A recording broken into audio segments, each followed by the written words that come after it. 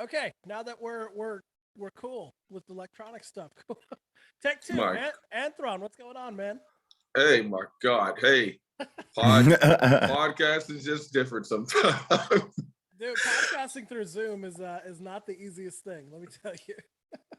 we did like 2 interviews through Zoom, and I said, to hell with this. We're doing phone interviews. Like, living in the future. Yes. Oh, God. And I'm doing good, but man, thank you guys for having me on today, man. It's should be a great show. Should be a blast. Yeah, man. So I gotta tell you, man, I love your podcast. I have for like however long you've been doing it, man. You guys are fucking hilarious. Thank you, sir. Thank you. Yeah, we're working over here. We're trying. I love it, man. I gotta find a new co-host now, but that's neither here nor there. Figure that out. That's what you were saying, man. Hey, you'll find someone, man. If I know you, man, you're a personable guy, so you got it down. You're good. Yeah, we'll be all right. So how's you guys doing, man? I'm good, man. How about I'm fantastic, man. I'm living in Florida now, so I'm moving around. You're just moving around like crazy over here. That's what everyone always says, man. So since I'm like, I feel a little bit like the third wheel here. I don't know. I'm just now meeting you for the first time, Anthron. How do you guys know each other? How did y'all meet? I used to work for a company that was stationed at one of the stores that he worked at. Furby worked at before. Okay, so you guys worked together. The Rest Buy, yeah, Rest Buy. At Rest Buy, gotcha. Yeah, cool. Yeah, Rest Buy right there. Evan, where are you from, man? I right now I'm in Santa Fe, and that's where I met Furby. Our parents worked together since we were little kids, and we used to grow up out here in Santa Fe together. But I was born in Dallas, and I went to college in Dallas. I've done a lot of back and forth my whole life, kind of having my mom in Texas and my dad here, and doing a little bit of a stint doing audio engineering school in the Bay Area, and just man. You gotta make it out there, though.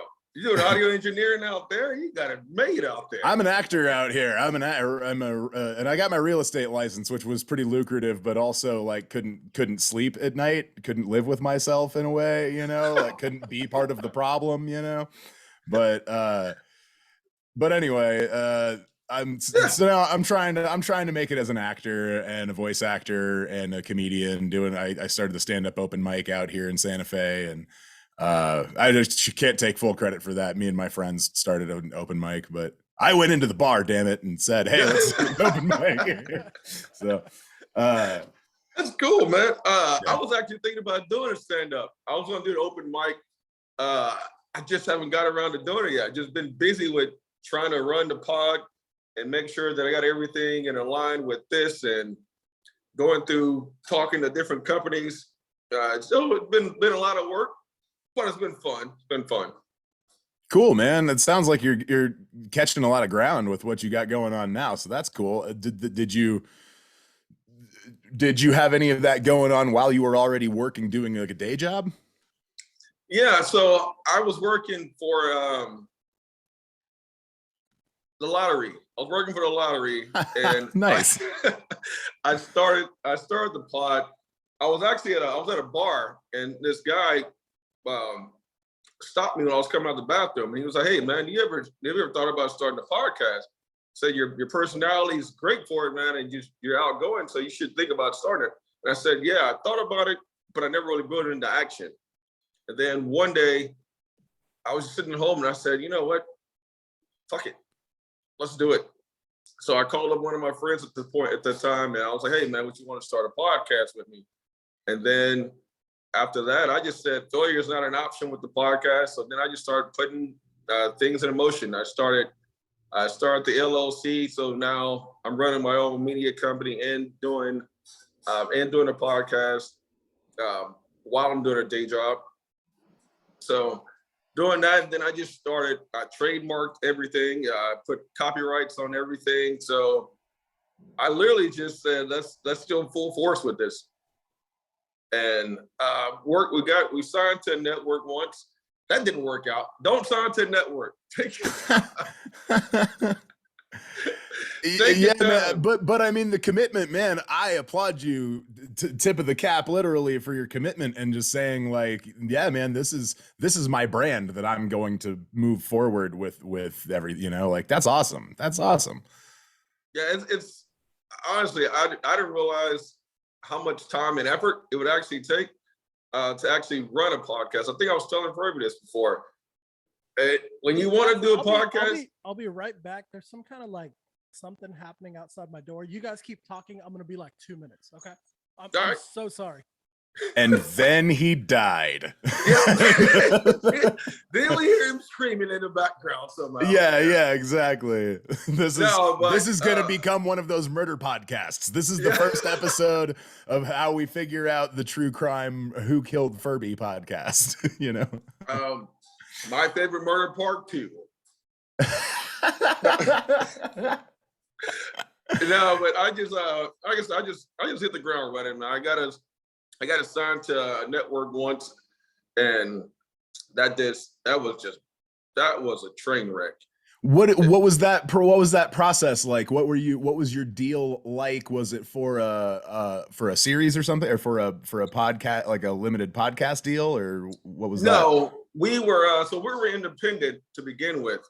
So I was we started out on Anchor, and then started talking to Buzzsprout, and Buzzsprout has so many more benefits to joining Buzzsprout. So we joined Buzzsprout, stayed there for about a year, and then this network reached out to me and was like, "I'm not going to say their name because they're fucking terrible." Yeah, smart. You don't have to worry about that necessarily, but yeah. But they reached out to me and they were like, "Hey, well, we would love to bring you over." So I had conversations with them for about a month and a half.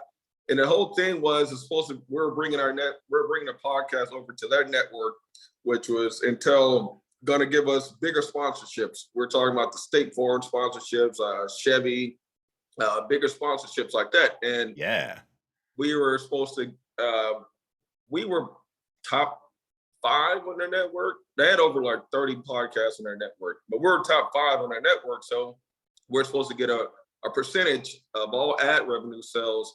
So no matter if we put 1 or 2 ads within our show, then we're supposed to get a percentage of that. So we started getting checks for about 2 or 3 months, and then things just went crazy after that. And I was having to call them and be like, "Hey, man," I was having to call my agent and be like, "Hey, we're not getting checks. We haven't gotten a check in about 3 months now. So what's going on here?" And it was always some kind of excuse about how this ad company wasn't paying right, and this ad company was. I was like, "This is not our concern. This is not our concern." Yeah, excuse me, pay me, thank you. Yes. Yeah, yes. Like, well, and this is like a pretty big company, I'm assuming, right? Like you would think that at a certain level, like at a certain hierarchy of business, you don't have to put up with that shit, right? No, dude, the higher the company, the more they will try to fuck you over. The bigger the company, and that's why we got the hell out of it. Because after like 3 or 4 months, we didn't get paid, and then they were sending me numbers. They're sending me download numbers, and we're doing between 15 and 22,000 downloads an episode, but these checks are not coming in like this at all.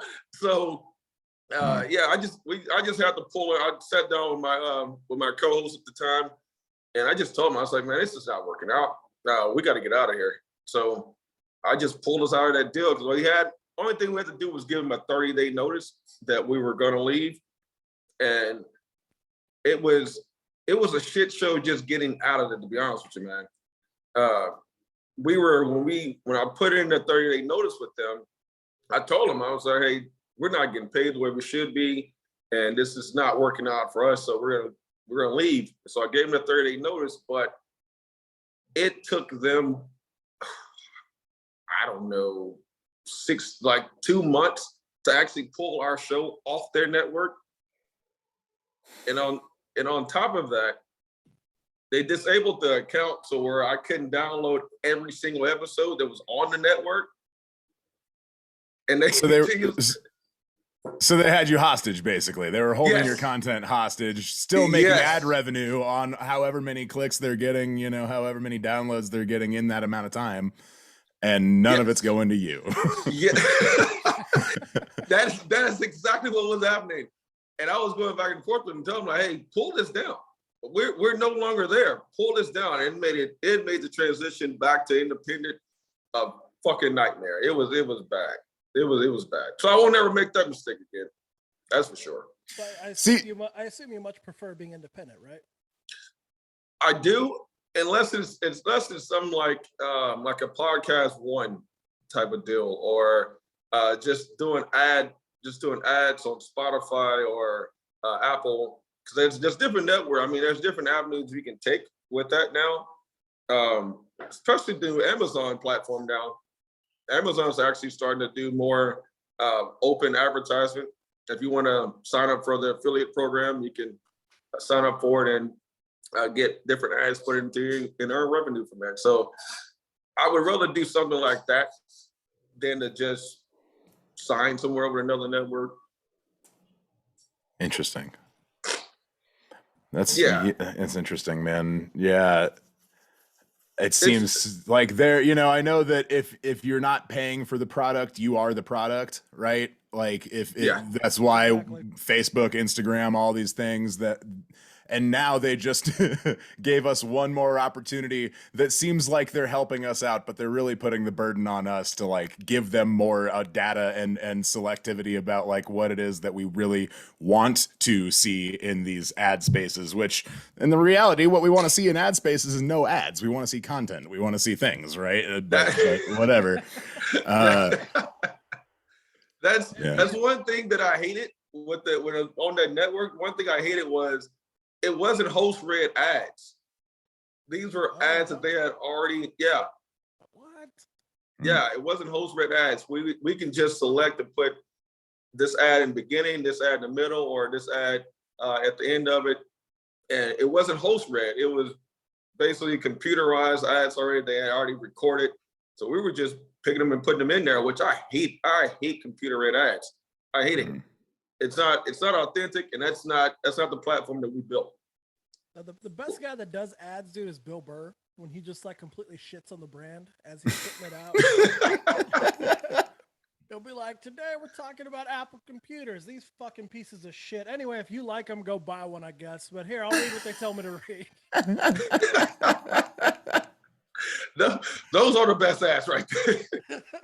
That would be. I feel like we should do that with like pick a sponsor and then talk about how shitty it would be to work for that sponsor. Yeah, that'd be a good idea. Dude, that'd be a great man. idea.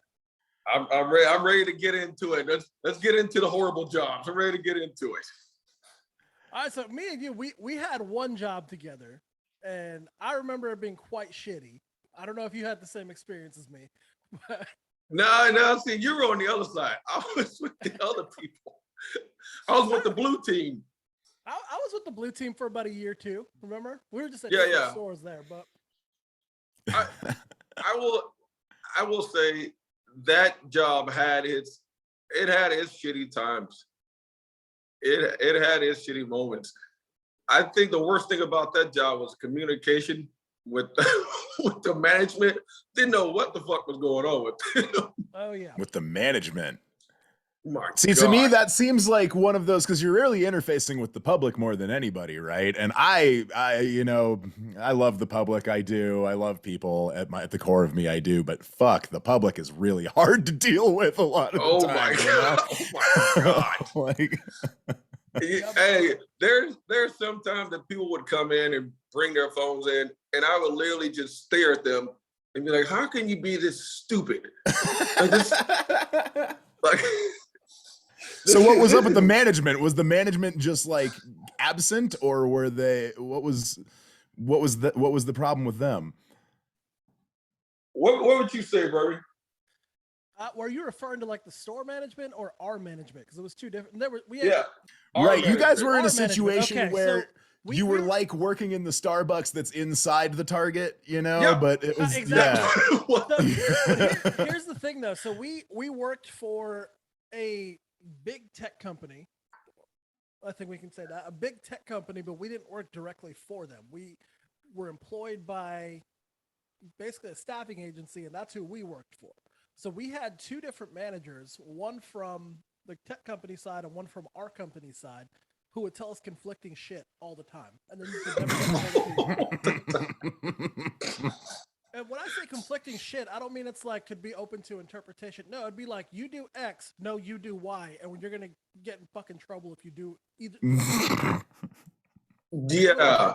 It was Stand wild. on the left side of this line. Don't you dare cross that line. If you cross that line, I will kick you out of this building. Listen, if you will lose your job if you do not go stand on the left side of that tape that is on the floor right there. That shit was like the movie. You see the movie Life? What are you talking about? Tell me about the gun line. That's what that shit was. Tell me about the gun line, boss. That's what that was. Dude, Life. I watched that movie like 2 weeks ago. I hadn't seen it since I was maybe like 15. I forgot how fucked up that movie is, man. Sorry, just Man. What movie is this? The gun. What is this? It's called Life. It's with Eddie Murphy and Martin Lawrence. It's where they're framed for a murder. What, the 30s, the 20s, the 30s? Yeah, it's like the 30s. They're framed for a murder, and they end up getting sentenced to life. And when they get to prison, they have something called the gun line. And if you go over the gun line, you get shot in the back. So that's kind of what that was. They're two dudes that they're from New York, but they go down to Mississippi on like they're picking up moonshine, right? Yeah, they're picking up moonshine. Yeah, okay. Picking up moonshine, and they get caught in a weird situation where someone dies, and the white cops pin it on them. Yeah. And yeah, man, it's just showing them like getting old in prison, pretty much. It's a very depressing movie, but it's hilarious. Yeah, Bernie Mac is crazy in that movie. It was funny as hell. Bernie Mac is great in that movie. Yeah, you could have ended that sentence at Bernie Mac is crazy. Yeah. He's awesome. Bernie Man. Mac, yeah, he was on the job playing with himself.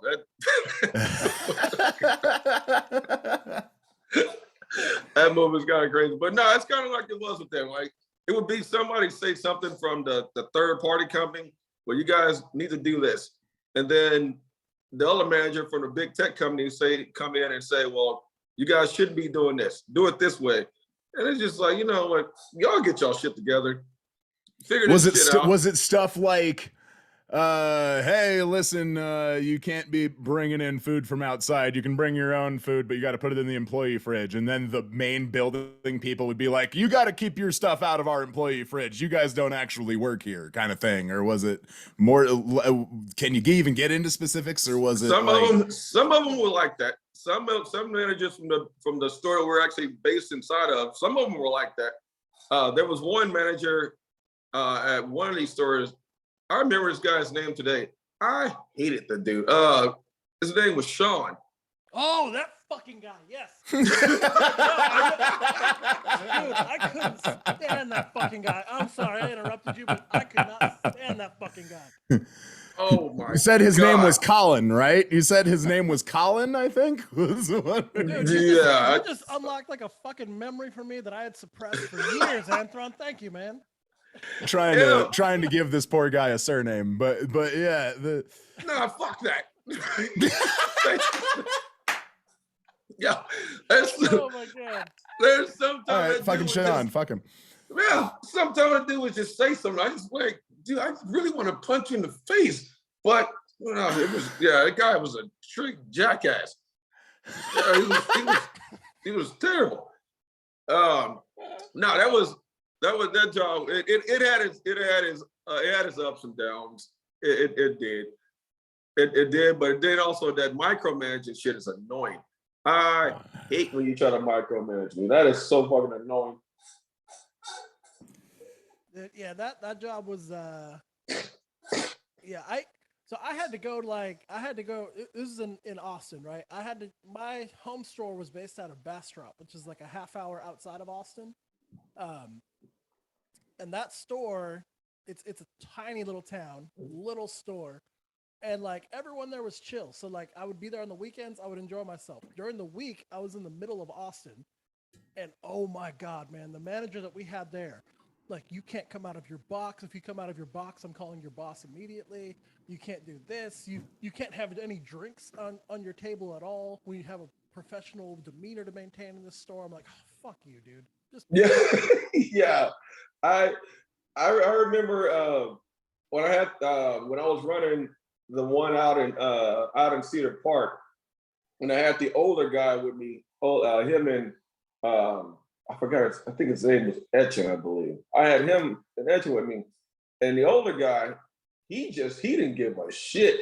One of the big bosses came in, and him and the big boss got into an argument, and he flat out told the big boss, "You can go fuck yourself." And he walked out. He walked out. It was some of the craziest shit I've ever seen in my life. The boss said something about him not his sales or something like that, and that dude was like, "Man, what are you talking about? I'm not selling shit. People were just buying it." And the boss said, "Well, you have to make more of an effort." And they started screaming at each other, and then he just told him, "You can go fuck yourself in this job," and walked out. I said, "Whoa." Speaking of that, I'm actually surprised I got to work with you, because that's how I quit my job at the big company before I was part of the tech company, that restaurant. Oh. Yeah. So I didn't know that. Yeah, no, I don't know if I ever told you this story. I know I told Sam, but I don't know if I ever told you. So I had been promoted to like the sales floor supervisor, right? 2 weeks after, they approached me because whoever took over the manager spot in the mobile department was struggling pretty bad. So they came to me and said, "Hey, will you take a demotion to help her out?" And I was like, "Absolutely not." So what they did is they moved it in the system that I was being demoted anyway. I didn't have a say in it because she was struggling. So I went into the GM's office and I was like, "Hey, if you do that, I'm out of here." He's like, "Well, this is the decision we made." I was like, "All right, you can go fuck yourself then." Literally told him that, walked out, gave my 2 weeks, and then I had to go ask his permission to work with you guys a week later. Oh, what a fucking conversation that was, I bet. That's pretty great. Yeah, it was weird. I had to go and be like, "Hey man, so fuck you still, but I'm gonna go work with this company, but I need your blessing first. So can I have that, please?" Yeah. I don't know. I've had like two jobs where I hated waking up in the morning to go to these jobs. And I said one day I walked in, I was a manager at a gym. I was a sales manager at a gym. Sales manager. Oh my God. Yeah. You see where you said that, Evan? You see the way you said that? Yeah. You know what I'm about to say. Literally, your job depends on people doing the least likely thing in their life, which is motivating themselves to go to the gym more regularly. Oh my God. And then I gotta train people to make cold calls to people who are not coming to this gym, period.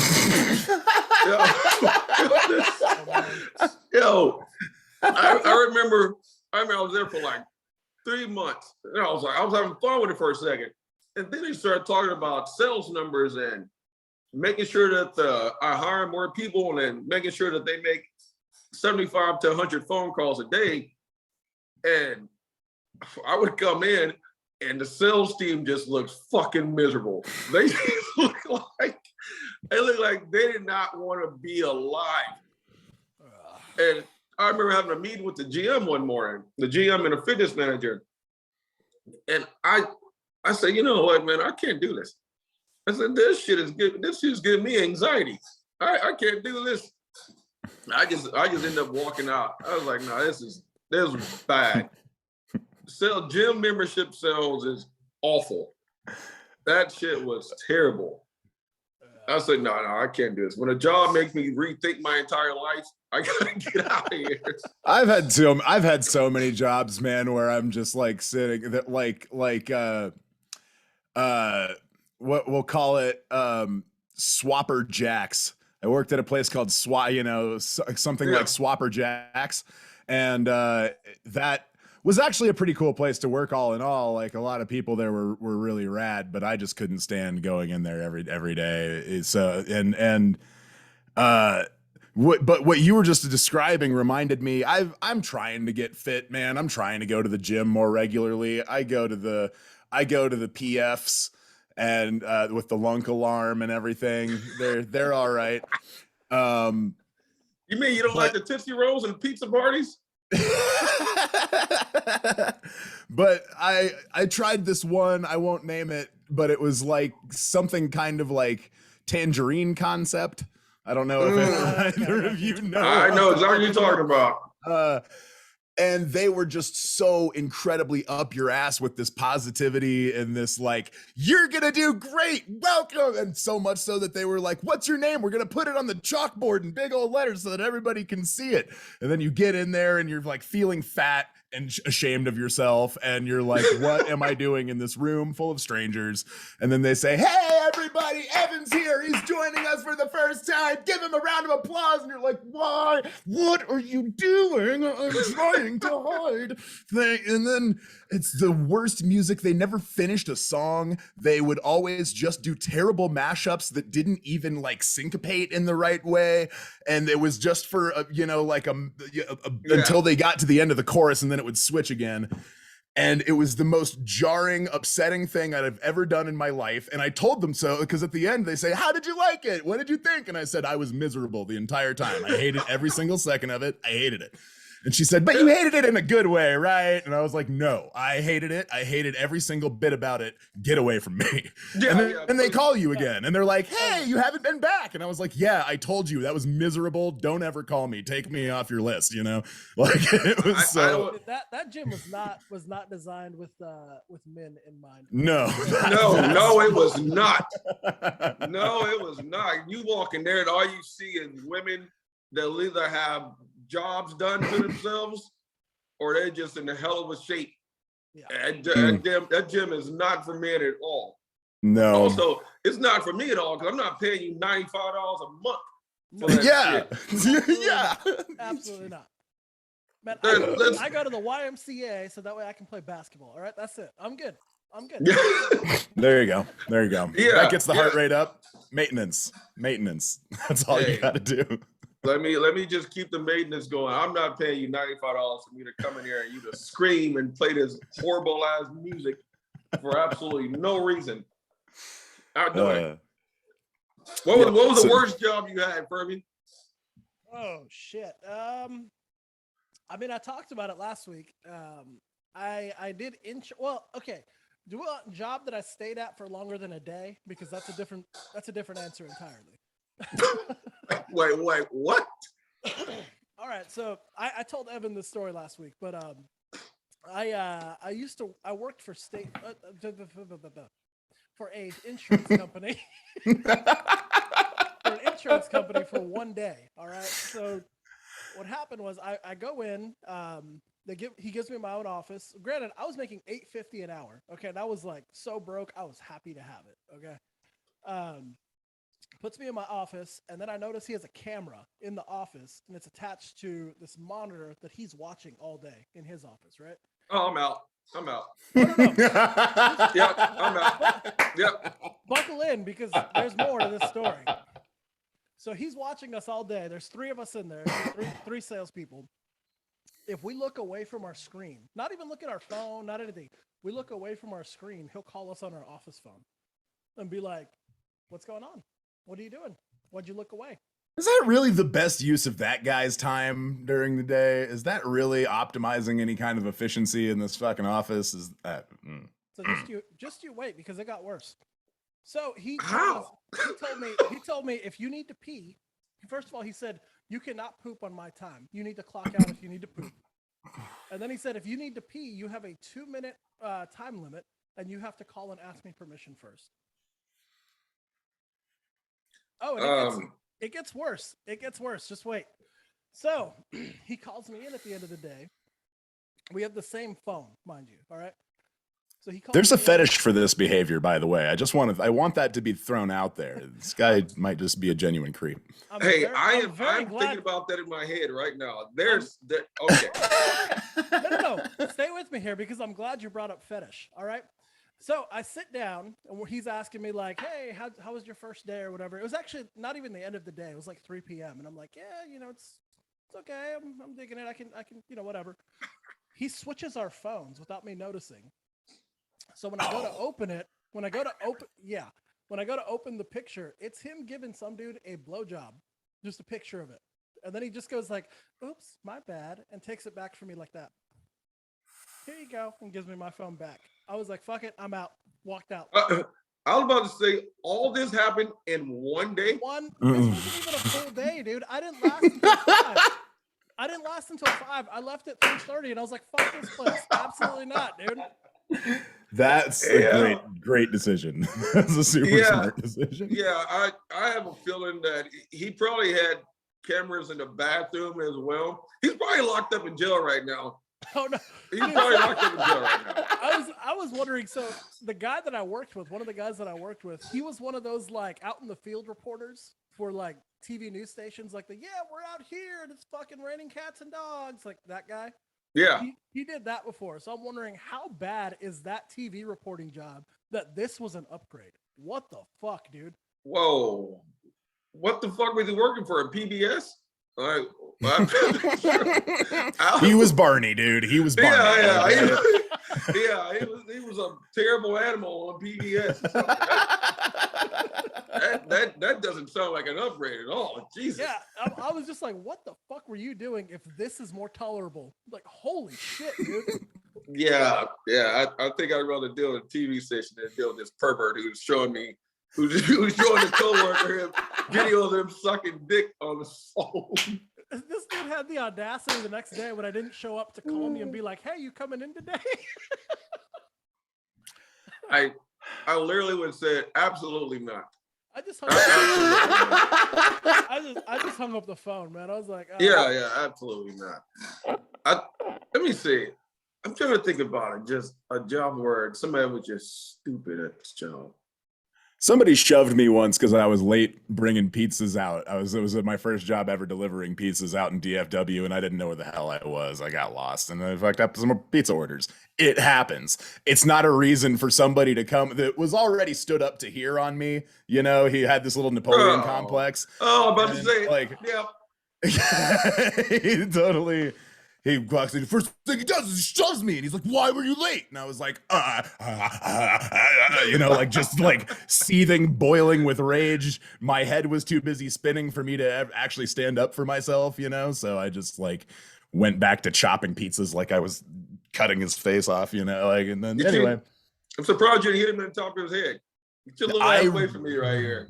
You know, man, I'm glad I didn't get arrested for assault. There is that. But sometimes I do, like, if I've ever been in a position where it would have been perfectly justified for me to fucking clock somebody in their dumbass little head, that would have been the perfect time to do it, you know? Yeah, that would have been perfect right there. You little motherfucker, I don't work for you.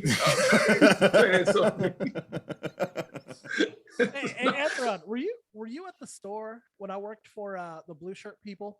Were you at the store when I told that guy I was gonna pop him in the fucking mouth? No, but I heard about it. I wasn't in the store today. I heard about it though. Yeah, have I ever told you this story, Evan? So no. I worked in the mobile phone department. Someone had fucked up this guy's plan, like legit royally fucked it up. So I was like, yeah, I'll take care of you, man. Just let me take a look. And I was taking too long for him. So he went around the desk and grabbed me by the shoulders and like tried to like shake me, like go faster. And I fucking pushed him and I was like, don't touch me. Don't touch me. What's wrong with you? And like, I got really heated and my boss came. He was like, what's going on? What's going on? What's going on? And the guy was like, oh, this guy's not doing his job, blah, blah, blah, blah, blah. Then he said something like, you better do it, motherfucker. I said, or what?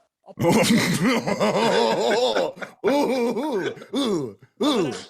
I just told him, I was like, you forget I'm an actual person. I'll pop you in the fucking mouth. You talk to me like that again. You're a big guy too, dude. Like I don't know if y'all know this about Furby, but he's a mountain of a man, this individual. He's not a small guy at all. Yeah. No, but I did hear about that though. Dude, I was pissed, man. My boss, of course, then was like, Furby, just go ahead and go to the break room. I'll take care of this one. But yeah, dude, I was fucking heated. I was ready to fight. Ooh. That's one thing that I hated about people who came into the store when their phones were fucked up because they absolutely were not patient and they're acting like we're just some kind of fucking robots. And you literally just want to tell them, like you said, I will literally punch you in the face if you just keep calling me like this. Calm down. I'm trying to help you. My thought, man, like I was making $10 an hour at the time. I can make $10 an hour anywhere. I'll pop you in the fucking mouth and leave, dude. I don't care. Like calm down. I'm trying to help you. I think if any of these people had ever worked a service job, maybe they would know, you know, or maybe like just having the slightest bit of mindfulness about the fact that you're coming in having a shitty day. That is true. But you're talking to somebody that deals with nothing but people having shitty days constantly, you know? Yes. So like maybe don't try to pile on to this poor fucking person that's just here trying to help you, just trying to help you. I'm literally trying to get your day back on track here. Right. And you just be patient for a second. I can help you out.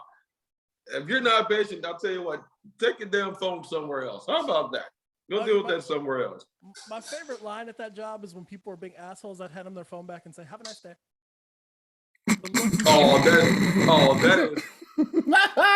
That is the greatest. Man. That is the greatest right there. That is the greatest right there. I told somebody that one day, and the lady came back the next day crying. She came back in tears the next day. Because when she was there, it was just like everything I was doing, she was like over my shoulder, watching everything I was doing. And that shit's not productive. I was like, ma'am, can you go back around the table? She said, ma'am, you don't need a phone, you need a pharmacy, okay? Yeah, you're at the wrong store. It's further down the strip center here. Go to Albertsons and get some fucking Xanax for your crazy ass. Yeah, it's like, ma'am, can you go back over here? And she just kept doing this shit. And I was like, hey, man, here you go. Here's your phone back. I can't fix it. Have a great day. And the next day, she literally came in the store in tears. Okay, can you help me fix this here? Oh, okay, can you sit down? You get in line. There is a line. Seriously, can you just sit down and relax over here, lady?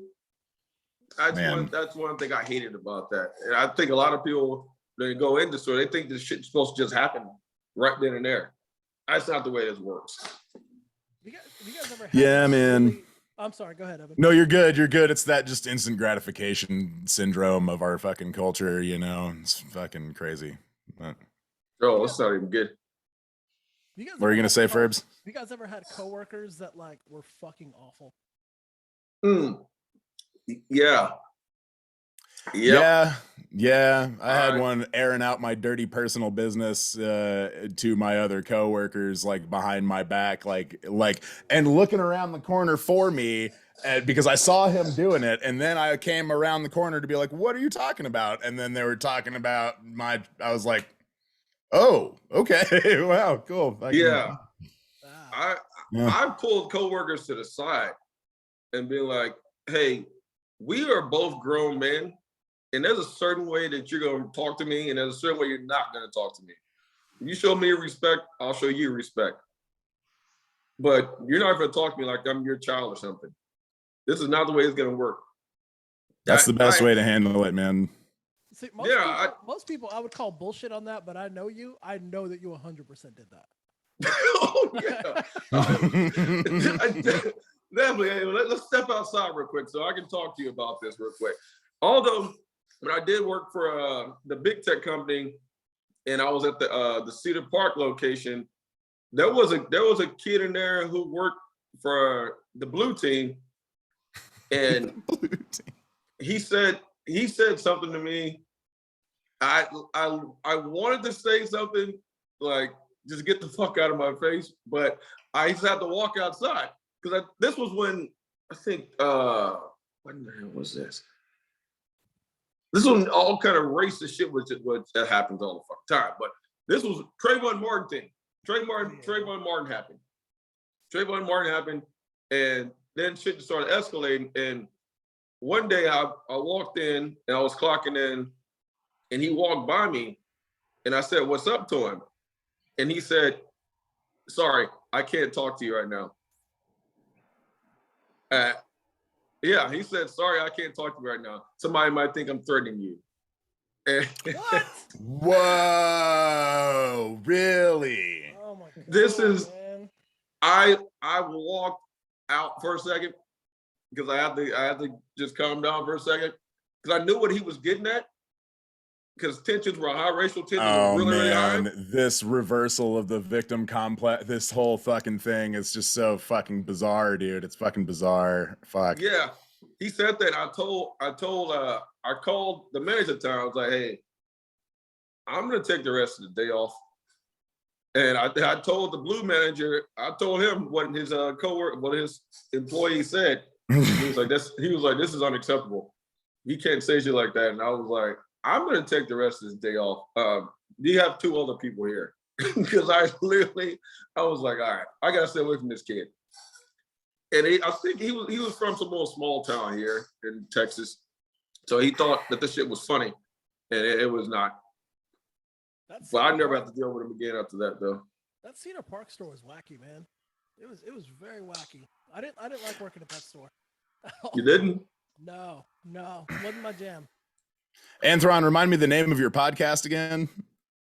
It's called Cut It the Fuck Out. That's what I thought. Yeah. It sounds like a good, Yep. just a good time to right plug. there. Good time to plug that title. I figured, you know. Yeah, cut it the fuck out right here. No, it's just I think that's one of the worst people I've been around working wise. Although I did have one coworker who smelled really, really bad. He smelled. We worked together. I I didn't know we worked together, bro. I'm sorry. Shit, my bad. God damn it, Evan! I can smell you over here, shit, man. No, I am that guy though. I had to be talked about a couple. I've had to be talked to at jobs like, so do you bathe? And I'm like, yeah, I do. I actually did, like, even today, and I wear deodorant, and I'm just an odoriferous individual. I don't know. I'm sorry. It is the only other thing I can do is like coat myself in something else that's even stinkier, and you better like whatever that smells like, because I have no control over that. So, you know. Anyway. I don't think you were as bad as this person.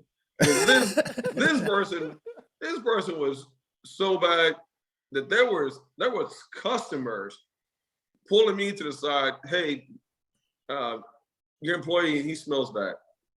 There was managers who were like, hey, does anybody have any deodorant he can put on? Oof. But this wasn't just like a one-time thing.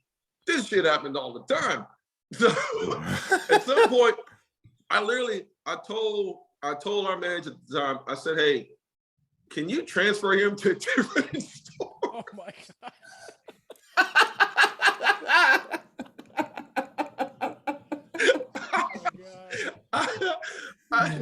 I literally had him transferred to a different store.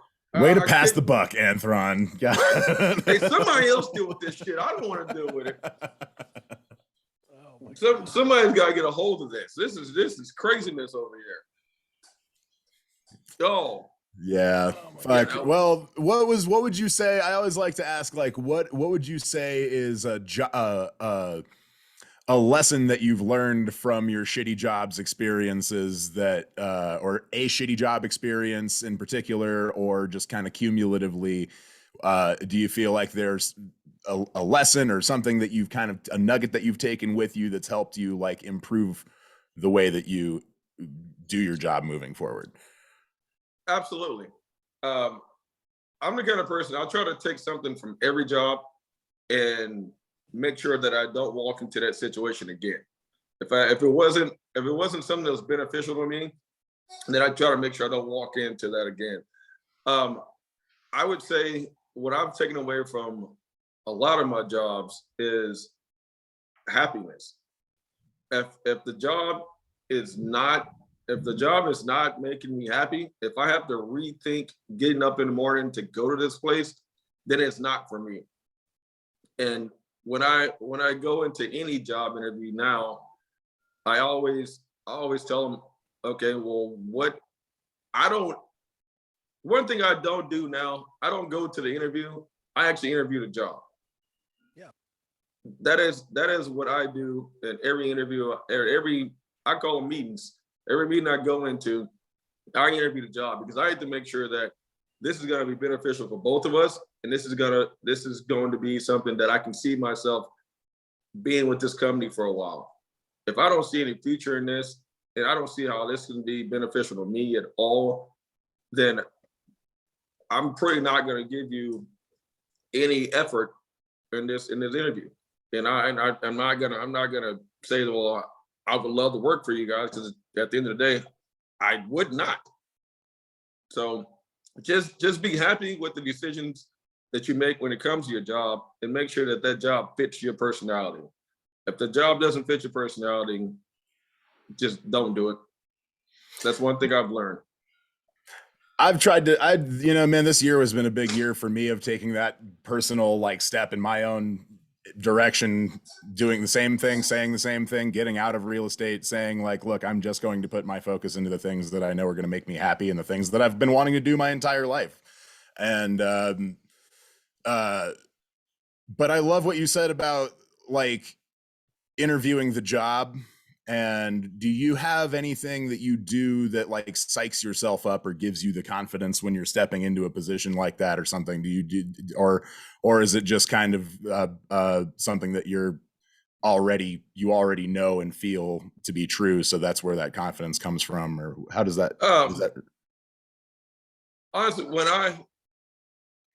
I look at the job description and what the job entails, once I talk to somebody from the job before I actually get face to face with somebody, because everything now is done through Zoom or it's done over a phone call. So if I can talk to somebody and our conversation is just going, and I try to make sure that I have a fluid conversation with anyone that I may be sitting in front of. So what I try to do is just just build rapport with them while I have them on the phone. And with me, I can tell if a company's going to be a good fit with me over the phone sometimes by talking to the recruiter or talking to the manager. I can kind of tell, all right, this could probably be a good fit right here. So let's go sit down and talk to them. Now, when I walk into it, I don't know what happens. I just get into a zone to where I am asking questions about what is it that you're looking for? What is it that you're looking for in the next team member to build your team stronger? What is it that your company is wanting from somebody moving forward? Because they're going to ask you some crazy questions sometimes. So why not flip the script on them and ask them about what they are bringing to the table for you? 100%, man. Totally. And that's exactly what I do. I don't know what happens. It's just I get into a zone where I'm just like, all right, I need to find this out. I have to find out if she's gonna be a micromanaging person, to find out if she's gonna be this kind of person over here. So I always try to make sure I do that and dive deep into it. And to be honest with you, every time I've been in front of somebody lately, it hasn't been just one person. It's been that I've interviewed one person and then they're like, oh, we want to move you to the next step today, or interview with this person. So I've been going through. Sometimes I sit down and think I'm going to just talk to one person. They end up talking to 3 people before I get out of there. So that's really interesting, man. Yeah, I really try to build rapport with what this company is, and how we can benefit each other. Because they're going to make sure it benefits them. You got to make sure it benefits you. Totally. Like what I've been doing when they, I always used to be the person that when they'd say, do you have any questions for me? I would always be like, no, I'm good. And then now I actually fucking ask questions, but like I ask questions about the person I'm interviewing, not about the company. I'll be like, just from a human level, me to you. How do you like it here? Like shit like that. Yeah. Because usually I've seen, like, if I break it down like that, like, hey, person to person, how do you like it here? What's the culture like? Tell me what you think. And usually by then, if they stay on like that corporate, like, we're a team and we're a family here, and we work hard, play hard. You're like, this place is gonna suck. Okay, nope. But if they give you a real answer, it's like, okay, all right, maybe this will be all right. Those are questions that I definitely ask. When people do ask me that, that's a question I do ask, because you're right. There are some things they can say that you will just say to yourself automatically, this is going to be a terrible company where I'm not going to be happy here at all. One thing that I did when I had the position with the lottery, I don't think I've ever been through 5 interviews. I went through 5 interviews to get the position with the lottery, but it was a lot of team questions. It was a lot of what is the team looking for? How can I fit in with this team? How can this team work with me? It was a lot of that, because it was more of everyone's been there for 15, 20 years. So there's got to be something that's going on here to make people stay. And that's one thing that I wanted to get down to, was like, what does the team want? What is the team looking for in the next team player? Because I've been an athlete all my life. Yep. So yeah, that's something that I need to understand. And I hate that COVID hit, because it just fucked up my job. See, man, I'm the opposite, man. I was an athlete my whole life too, but my favorite sport was track. Like the shit you do by yourself, right? So yeah. Like I've noticed as I've gotten older, I fucking hate the team mentality. Like I like working with people. I like working with people. I like having people around to talk to. But when it comes to like doing my job and being like, we have to collaborate and talk with you, like fuck that shit, dude. Just let me do my job and leave me alone. Like, hey, that's the truth though. That is something that I realized too. Like, if I don't have to be around a bunch of people, then let me just get out in the field and do what I got to do and get my day over with. Exactly. I feel like for me, I was trying to put too much of an emphasis on like having my job fulfill some sort of like hole that I had in my life or something. And then I realized one day, like, no, a job is just a job. It's to get money so you can go do shit that you enjoy doing. And once I flipped that switch, again, this isn't for everyone, this is just for me, but once I flipped that switch, it totally changed the way I look at work, because now I'm like, oh, I just go do my work and get the fuck out of here, and then I can go do what I want to do. So I can do a podcast with you guys, or I can play some music, or I can play a gig, or I can go drive around, or I can go to my room and fucking jack off if I want to. I can do whatever I want. Yo, we did not need to know that, you nasty little man. It's actually the master bathroom that I do it in, but no. You can tell you, hey man, thanks to OnlyFans, you can make money doing that now too. You know? Speaking of, the shitty jobs OnlyFans is now up. No, I'm just oh my God. There's this girl here who's on OnlyFans, and this motherfucker barks like a dog, and people pay her for this shit. Oh, dude, that's not even the weirdest one I've seen. Have you seen the girl? She doesn't even get naked. I haven't been on. I've seen her.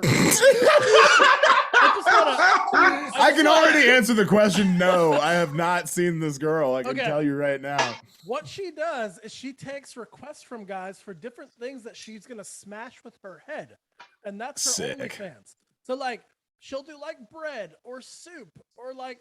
Yeah, that's metal, dude. Yeah, and all she does is just go like, oh yeah, and then she'll smash it. But she doesn't get naked. She doesn't do anything.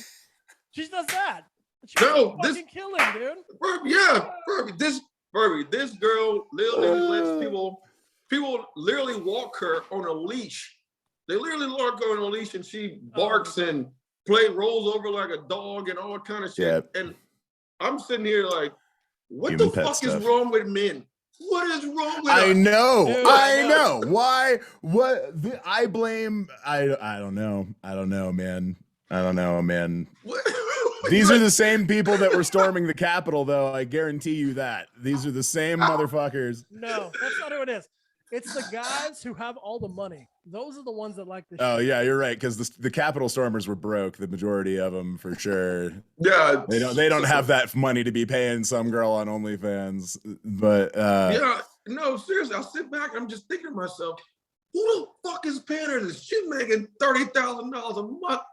for rolling over and barking like a dog. What the fuck is wrong with us? I talked to a girl, a friend of mine, perfectly decent, smart girl, could just work and be fine. And she was like, I have a friend that like gets paid to like step and stuff and like doesn't even like get filmed above her knees basically, but she just like steps in stuff in her bare feet and people pay her money for that. Yo, what? But it's like dog shit or like whatever, you know, it's like it's not good stuff. Nobody ever pays. There's no OnlyFans where somebody is just like, men are paying money to watch you be praised and lavished. It's always like that was the early internet, man. That was the early internet. We're in the fucked up internet time now. All right. Yeah, it's over. Yeah. When I seen somebody say that they were selling bath water and dudes were paying $200-$300 for bath water, I said, this is a nasty society. For like a little bottle of bath Yes, water too. It's yes, not like it's you're like- getting the bathtub full of water. You could wear it as a necklace or something like that, you know? God, it's a Did you see that nasty girl? society. Did you see that girl? She makes $200,000 a month. Excuse me, $200,000 a month, and all she does is sell her farts in a jar. Yep. And then wound up in the hospital because she was eating too many eggs and beans and thought she was having a heart attack. Wait, time out. Wait, what? I am not even joking, dude. No, I'm yeah. not even joking. So many people were requesting fart jars from her that her diet was pretty much like cabbage, beans, and fucking beer. That's about it. So she would have like the rankest farts, and it caused her so many health issues. She had to go to the hospital. So she lived in a basement by herself, basically. No one's gonna be around you if all you do is fart all day and eat beans. She lived in a basement by herself the entire fucking time. Jesus. That is crazy. I've never heard of this. I've never seen that. Where was she from? I don't know. I know she's in the U.S. She was on a TV show. She was on that 90 Day. She was like a soap opera star or something like that before she started jarring her own farts. This crazy lady. God. You gotta wake up, Anthron, you poor sweet summer child, man. Hey, I know. I'm over here like, all right. So I see some weird shit online, but I've never seen this one right here. I remember there's one girl I seen that she had some of the most ugliest feet ever, but people were buying foot photos of her. I didn't get it. I was like, why does your feet look like some off the heels have eyes? And people, the heels have eyes. Yeah, no, really, her heels have eyes. Oh my God. I'm just like, yo, who is buying this and why are people buying this? It shit seemed like it was Halloween for her every day. It's crazy. Man. I wonder if there's been a significant drop off in like OnlyFans stuff as that weird shit gets more popular, if like normal stuff suffers, or if it just stays the same and that weird stuff just gets, I don't know. Here's what I'm gonna guess, man, because I was just hearing about this like in a book that was like tracks weird data, and one of them was like, how do people find you attractive? And if you dress kind of middle of the road normal, or if you try to like fit like what is normal, you might get a majority of people who are like, yeah, sure, all right, maybe, whatever. But if you kind of really lean into whatever your personality is and find a way to express yourself kind of to the extreme, you might get a lot more people who are like, no thanks. But you'll find a lot more people who are like, yeah, like hell yeah, like emphatically, like really into it. So I think if you lean into extremes, you might find a smaller niche of people, but they're gonna be really down, you know? Yeah, I agree with you on that one. I think, like you said, I think when you find that niche, like they just go balls to the wall for everything you do, and to leave people like me dumbfounded, like what the fuck? What is going on? This is a little off topic. It's not really job related, but it's kind of what you just said. There's a dude on TikTok. His name is Johnny Fragrance. Have you guys heard of this guy? Thank God I have not heard of Johnny Fragrance. Oh no. I know it sounds like a horrible R&B singer. Oh no. It sounds like a really bad Johnny Depp. Dude, no. Who is Johnny Fragrance? Much better. So he's this Austrian dude. He's like 6'5" and he's fucking jacked. Like like he looks like the exact replica of like a polo player on the Olympic team, right? And all he does is he just says like the most misogynistic shit you could possibly think. And then he wears a fuck ton of cologne where like he does like 18 sprays of a cologne. No joke. While he's saying it. So he's just spraying the whole time. He'll be like, these fucking bitches, man. They're crazy. They're crazy. Like I fuck them and I do this and I do that. Dude, it is the funniest fucking channel. I swear this dude has like 8 million followers. Is that the guy who takes pictures with his dad? Yeah, that's the guy. Yo, that is fucking nuts. Him and his dad are naked when they're taking pictures next to each other.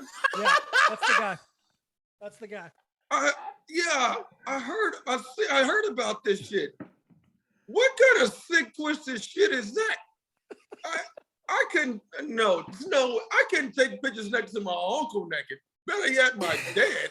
I think it'd be weirder if it was your uncle, honest to God, man. That's I don't know. That's all bad. It's all bad. Why is this? Yeah. Well, you imagine just be like, hey dad, you look very fluffed today. Did you have a good morning?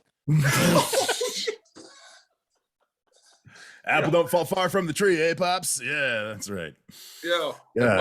If I ever had a kid and he wakes me up in the morning and says you look very fluffed today, I'm gonna karate chop him in the throat. Like that is not. You should not be telling me. Yeah, that's not okay, man. That's not okay at all. That's crazy to me. And the dude does have like 8 million followers. That's some crazy shit. Yeah, it's hey Evan, what made you get into acting out there, man? I mean, I got into acting actually at the Plano Children's Theater when I was like 10, when I was in Dallas, when I was in middle school in Dallas. And I went to Katie Studio Actors Conservatory after I was, got my GED. And I don't know, man, probably because I come from a broken home and I've always wanted to like be the one that makes everybody feel better, is why I've always wanted to be an entertainer or be in acting or, and partly like acting was fun because you can escape your own reality and become somebody different and have like a reason to feel differently, that's sound like some shit Tom Cruise is thinking.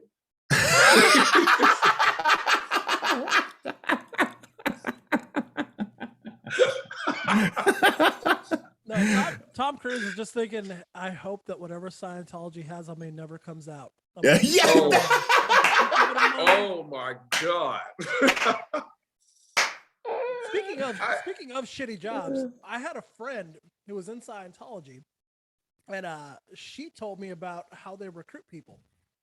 So the big thing, when I lived in California, when I was in music school, it wasn't uncommon to see like guitar students walking up and down Hollywood Boulevard with guitars on their back, right? What they would have them do is they would get these girls who were like very young, way out of any guitar player's league.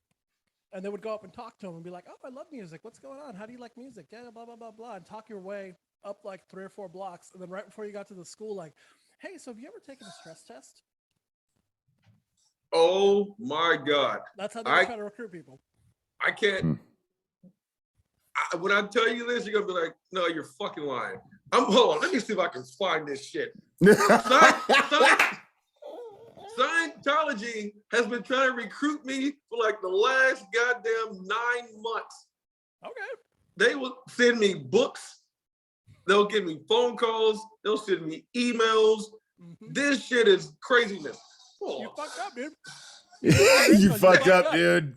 You fucked up. Better check your car. Check your car for a tracking device, bro. I'm not joking. Look at this shit. Oh no. Oh yeah. Oh man. Bro, they send me crazy shit like this all the time in the mail. They'll give me phone calls. I'm like, how the fuck did y'all get my number? I don't know what happened here. I don't. Well, it was nice to have you on the podcast there, Anthron. If anyone needs me, my name is John Smith. I live in North Dakota. Yeah, that's crazy. I thought the shit was fake.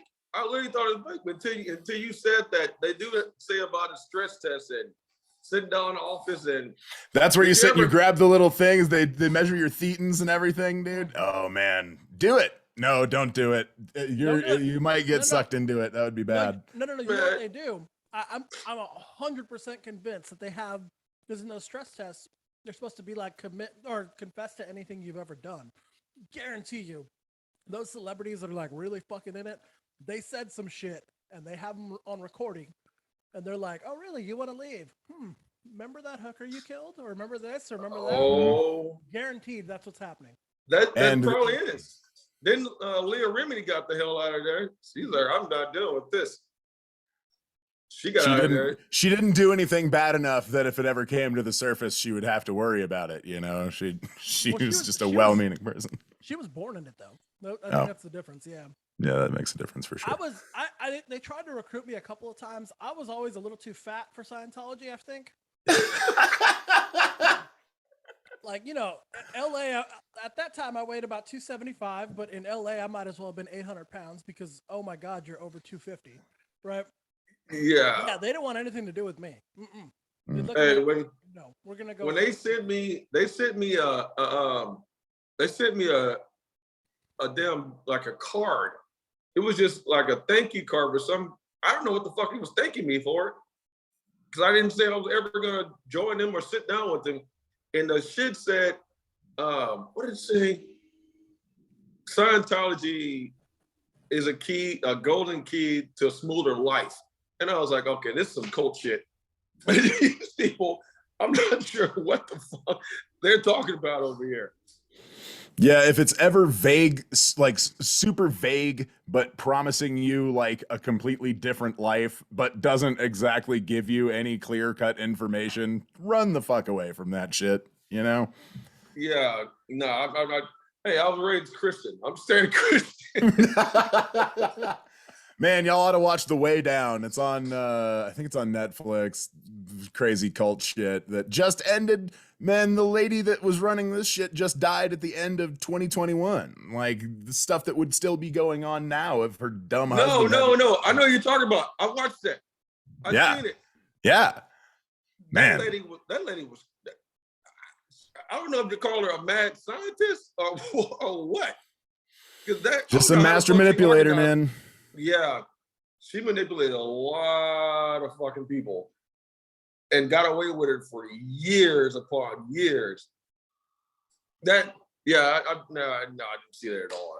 That's just crazy to me that people can actually fall for someone saying that. Like the way she was just manipulating people was crazy to me. I didn't know. I understand how people fall for shit like that. Oh, was this that lady? Was it that lady who like poisoned that one older woman and then took all her money? Is that the one? No, that's Okay, I think that's about conservatorship. Oh, okay, got you. But this was about like a woman that ran a church that was about like started as a weight loss thing, and like the thinner you are, like the more pure you are, or something like that, in some spiritual sort of sense. And yeah, she was selling people bullshit, and it was so people were bad. just giving her money like crazy. But it also shows you like how feeble the mind is, especially when you feel vulnerable or you're feeling like insecure and you need some sort of community and you need somebody to believe in. There's always going to be somebody out there that thinks it's their job to try and sell you something to believe in, you know?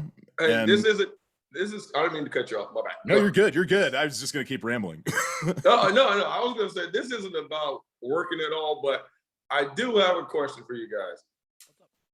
Do y'all think that since the last 2 years, do you think that mental health has become like a punchline for people these days? Because people always say, well, check on your friends with mental health. Check on your friends' mental health. But no one ever checks on their friends with mental health. And then you have like, the last couple of weeks, there's been 19 and 20-year-olds, college athletes killing themselves. Yeah. But I feel like I think mental health become like a punchline these days. Where people just say it to Totally. feel good. Or a tag on your Tinder or whatever, you know? Yeah. And I mean, I'll tell you, I love talking about this. I could talk about this for a whole other hour, honestly. I just spent a whole year and a half going through a dialectical behavioral therapy outpatient program for myself because I've struggled with mental health problems ever since I was a kid. Furby can probably contend, you know, you remember that I was a fucking angry, depressed, suicidal little kid ever since I was like 8. And I have been working on myself, and I know now that it's kind of that's more of a long-term, lifelong decision to make rather than a like I've done the work and I'm done with it. It's like saying to yourself, like, I'm going to prioritize my mental health in my life for the rest of my life and make that part of my hygiene in a way. Or at least that is for me. And I did just reach out to another friend of mine who's an improv instructor who, you know, I saw him at class and I was like, how you doing, man? And he was like, I'm not good, man. You know, it's just kind of like, I'm not good. And I was like, well, I'm sorry to hear that, buddy. And I sent him an email later. I was like, hey, man, you know, if you want to talk about anything, if you ever want to just like if you ever just want to like vent to somebody, man, I'm happy to listen to you. I'm happy to be here for you. And then he's like, thanks, man. I appreciate it. And then I sent him another one a couple of days ago just because I hadn't heard anything from him, just to follow up. But anyway, yeah. I wouldn't necessarily say it's a punchline, at least what I've seen. I think it's become, I'm probably going to get grilled for saying this if the wrong person hears it. I think it's become like a trendy thing. No, you're not going to get grilled for that because that's what I'm saying. But I mean, there's also at a certain level, it's good that we should be normalizing conversations about mental health, and we should be, you know, like, and yes, it's likely that like there's always going to be people that their way of dealing with things that they don't understand is through humor, right? Or they're going to try to minimalize it. They're going to try to make it. They're going to try to make a joke out of it because that's the way to take control over it. So comedians, basically. Exactly. Or the class clowns, man. We all knew those kids. That would be like, the teacher's going to be like, we have to talk about 9/11 like seriously now, and somebody was going to be like, I hope you don't bomb or whatever. I don't know if I can.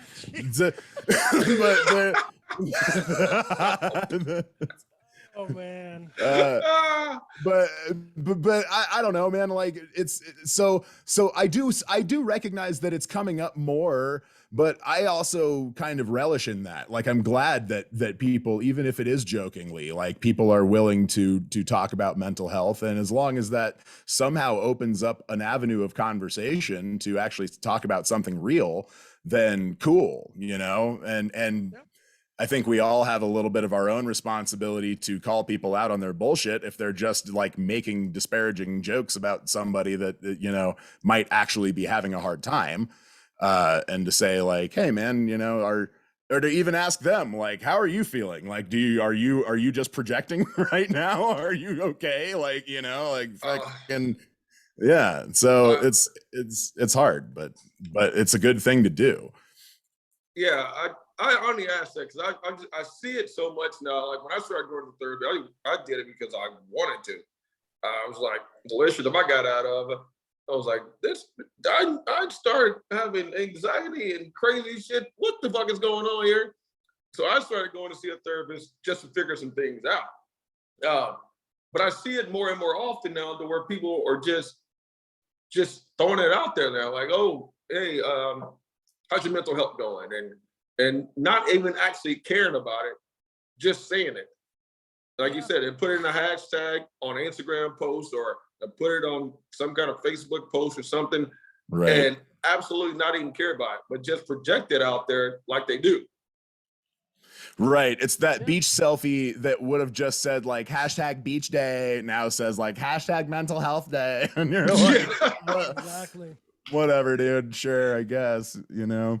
That is exactly what people are doing with these days. That's why I just have to ask you guys that question. No.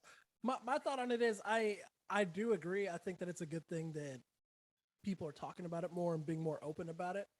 I wish it hadn't become. Remember like 10 years ago when everyone started having those big, thick black rim glasses? And that was like the big thing. Like everyone had like a pair of fake black rim glasses. That's what I feel like mental health is now. Like what black rim glasses were 10 years ago. And people were like, I'm such a nerd. I look at Marvel and whatever.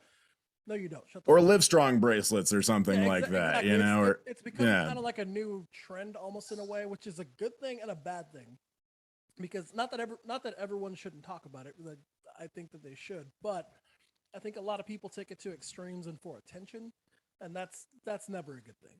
Just, Yeah. No, yeah, and that's the troubling part about it. Because I know people who are dealing with it, but not dealing with it. Mhm. You see what I'm saying? Like they say, well, yeah, I'm gonna go and talk to somebody about this, and then absolutely do nothing about it, but then be depressed for like the next 2 months. And again, I hate it. Like you said, I hate it because it's become such a thing just to say out now instead of actually just dealing with it.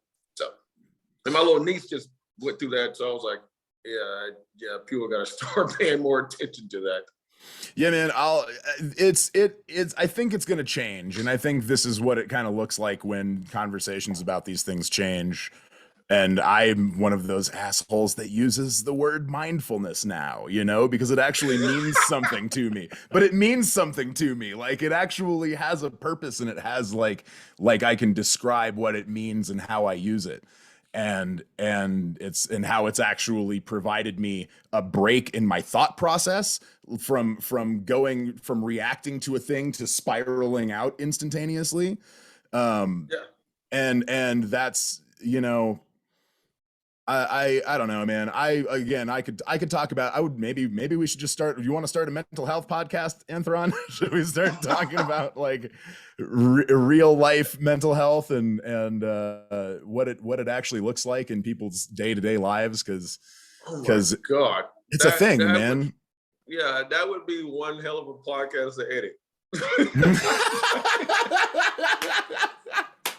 if you're gonna edit it, man, I'm down. Oh my God. Hey guys. Hey, are y'all, Furby, are you doing the editing? Yeah, I know you guys are audio engineers. You guys doing the editing yourselves? So we've only had one episode. I edited it, but yeah, I mean, okay. It's me, I guess. My other podcast, right. I don't edit shit on my other podcast. I leave everything in there. Unless they ask me like, hey, don't air that, I don't give a fuck, man. I edit the pauses, the breaks, everything, because you just said fuck it, put everything in there. no, there's a reason for that though. Okay, so my other podcast, it's called Perfect Strangers. I'd like to plug it right now, but no, it's basically me talking with people who I've never met before. It's people who I know through social media. So I like leaving all that awkwardness in there because I literally am meeting that person for the first time. So I think it's important to be like, there's awkwardness when you meet someone, even if it's online. You're not going to have a whole lot in common with them, maybe, or maybe they're a fucking asshole, or maybe they're someone who's an introvert and you need to pull them out of their shell. I think that shit's like very cool to hear, even if it's not the most entertaining stuff to hear. Yeah, no, I've seen you post that other podcast. I didn't know that was your concept behind it. I just thought the name of it was Perfect Strangers. I didn't know you're actually just interviewing random ass people from you met on the internet. Okay, well that's well, yeah, I can see why you would leave that in there. Thanks for you. I'm just asking because I've been through probably fucking 2 editing companies with editing my podcast. That shit is expensive. That gets pretty goddamn expensive sometimes. Yeah. But it's work though. I've tried. I did the editing before, and editing out. I mean, you shoot an hour and a half, 2-hour podcast, and it takes you 6 hours to edit the shit. Yeah. You gotta go back it's usually is like about 3 times as long as whatever your thing that you've created. I love editing, honestly. I've been thinking about trying to like market myself as a freelance editor, but I don't know how or where to begin really. So Fiverr. Yeah. Fiverr. Go to Fiverr. Fiverr's the Fiverr, right. Yeah. Stands for like $5, like a $5 bill. Fiverr. Yep. Okay. Yeah. Cool. You'll find a ton of people on there that do it, but different rates. I used one person up there once, and it was pretty good. It's pretty good, but I just said, no, let's go to a company. We'll just pay them monthly and just get this shit over with. I don't want to deal with it at all. Well, hey guys, I hate to break it up. We're at an hour and a half, and my yeah, we've been just bullshitting for a long time. My fiance just texted me that she wants food and she's gonna kill me if I don't feed her soon. All right, my man. Yeah, Anthron, do you want to plug your podcast, plug your social media, let people know where they can find you, listen to the show, everything like that? You can find me on IG and Facebook at Anthron_Cavanaugh, or you can find the podcast at CutItDaFuckOut on every platform possible. Even on Chinese radios that I didn't know we were on. So Sick. just Google Cut the Fuck Out podcast, and that's where you guys can find us at. Thank you guys for having me on. Cut it the fuck out, DA, not THE. Cut it the fuck out, right? Yeah, cut it the fuck out. DA. Cut it the fuck out. Hey, you can find us on. Dude, I love you, man. Thanks for being on, man. This is a blast. We got to do it again. All right, no problem, guys. You guys have a great day, man. Pleasure to meet you, Nice Anthron. meeting you, man. You too. Yeah, man. Let's talk again soon. All right, no problem. Have a great day. Cool, man. That was fun. That was super put it on fun. pause. I'm gonna put it on pause. Hold on. Hello, everybody. Welcome to the Shitty Jobs podcast. My name, of course, is Furby, and my co-host, Evan Galpert. Hey, welcome to the Shitty Jobs podcast. My name is Evan Galpert. And my name is Furby Montano. Thank you guys for joining us today. Today on the show, we have a good friend of mine, Anthron Cavanaugh. Evan, what do you think of Anthron?